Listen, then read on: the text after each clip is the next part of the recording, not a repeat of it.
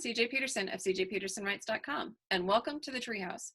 Today's book is Shh, Listen, and the Rainforest by Valerie Sweeten. Parents, I don't know if you know or not, but Valerie's book is full of pictures of real animals and lots of cool educational things to learn. You guys can find her books on valeriesweeten.com. That's Valeriesweeten.com. Before we get to our book, we of course got to meet the residential little guys. This is Chief. Chief loves climbing trees and eucalyptus leaves and cuddling, and he's the big brother to Sarge, our ornery little monkey. Sarge loves climbing trees as well. He also loves bananas. One of the favorite things that they like to do here on Serenity Acres is to climb up on the tree right above the bees. They like to sit and watch them all day as they buzz in and out, getting all sorts of pollen and making honey, and they love to listen and just hear the buzz of the bees. To them, that's pretty cool. Let's see what kind of interesting trip the Grant family has for today. It's called Shh, Listen, and the Rainforest by Valerie Sweeten. The Grant family was always up for adventure. We are too at Serenity Acres. And when a friend asked if they would be interested in a trip to the rainforest of Ecuador, they had to say yes. Mother gathered up books and pictures for all the children so they could see where they were going. Father did his part by sorting out his photography equipment. His job as a nature photographer always came in handy for trips like these. The older kids, Noelle and James, had ideas of their own for the trip. Would they see locals in the jungle or a vampire bat sleeping in a tree? The twins Colton and Morgan were excited about getting to fly in a plane. Noelle, the oldest, was most interested in the exotic trees and animals she had read about. James was more of an adventurer. He wanted to climb the ceiba tree or even have a fuzzy tarantula crawl over his head. The twins, who were usually curious, were instructed to stay out of trouble. See, in Valerie's book, she has pictures of the real thing. After flying over 2,000 miles to Ecuador from their home in Texas, they arrived at a small bungalow of houses and soon learned everyone would be touring the Aguas Negras River by canoe the next day. The family was so excited. I would be excited. That sounds really cool. Crawling under the mosquito nets, everyone settled into their beds. See, they're from Texas, way up here, and they traveled all the way down here. That's 2,000 miles.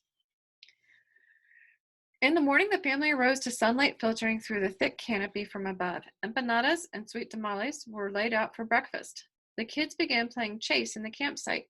Mother said, "Shh, listen." The four children froze and stared at each other. They heard small parrots squawking while the splash of river dolphins and turtles played in the water.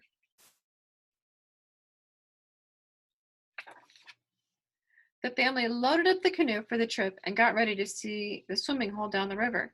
They were fascinated by the brilliant colors of the animals they saw along the way. They had never seen a golden tamarine monkey or a blue poison frog so close before.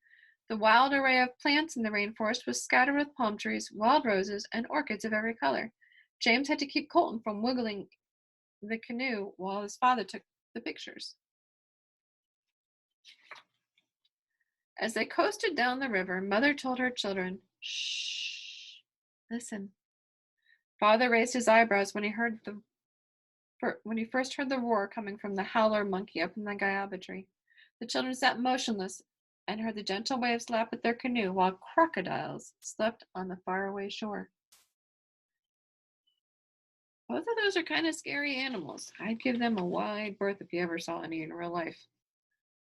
Right in front of their eyes, a bird-winged butterfly fluttered close to them as the blue-yellow macaws bickered nearby.